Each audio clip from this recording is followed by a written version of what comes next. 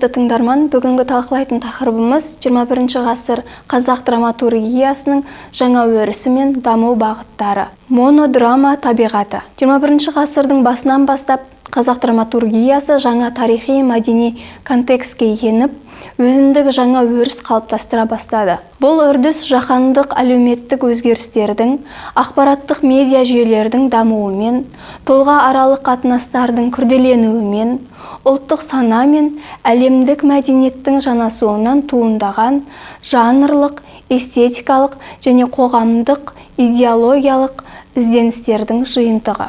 Қазақ драматургиясы 20 ғасырдың соңы мен 21 ғасырдың басында бұрын болмаған динамикалық даму кезеңіне аяқ басты. Бұл даму дәстүрлі пьеса формасынан озып, постдрамалық, экспериментальды, аудиовизуалды элементтерді қамтитын көп жақты драмалық кеңістікке өтуімен сипатталады. Шығармалары сахна төріне жол тартқан шығармалар қатарына Дулат Исабековтың пьесаларын ерекше атап өтуге болады. Оның «Өкпек жолаушы» атты пьесасы Санкт-Петербургте, Лондон театрларында сахналанды. Еліміздің белгілі театрларында Төлен Әбдіковтің «Ұлы мен ұры», Ғарифолла есімнің «Таңсұлу», Әкім Таразидің «Үкілі жұлдыз» сынды пьесалары сәтті сахналанды. Шығыс Қазақстан облыстық театрында Ұлықбек Есдәулеттің «Қарапима» шығармасы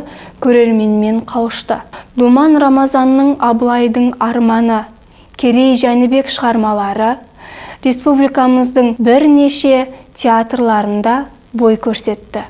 Медеу Сәрсеке, Исраил Сапарбай, Құлбек Ергөбек, Ақылбек Шаяхмет, Дәулет Сейсенұлы, Лидия Егенбердиева, Ғазиз Ештанаевтың да драмалық шығармалары жарық көрді.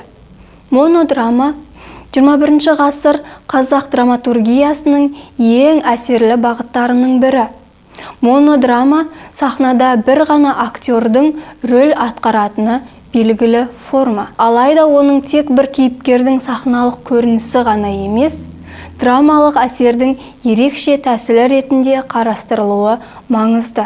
Монодрамалық мәтінді 21 ғасыр драматургтерінің шығармаларында адам жанының күрделі қабаттарын, тілдік ойындарды, сананың көп деңгейлі шындықтарын ашатын құрал ретінде кездестіреміз. Монодрама ішкі монолог пен сыртқы әрекеттің синтездеу арқылы тұлғаның бейнеаралық алаңында шынайы эмоционалдық және интеллектуалдық диалог тудыратын драматургиялық нысан болып табылады. 2021 жылы қазақ драматургтерін қолдап, театр репертуарын жаңа тақырыптардағы тың туындылармен толықтыру мақсатында Мұхтар Әуезов атындағы ұлттық драма театры ұйымдастырған монодрама байқауында үздік тарихи монодрама номинациясында белгілі ақын Қасымхан Бегмановтың «Менің Мұстафам» заманауи монодрама бойынша,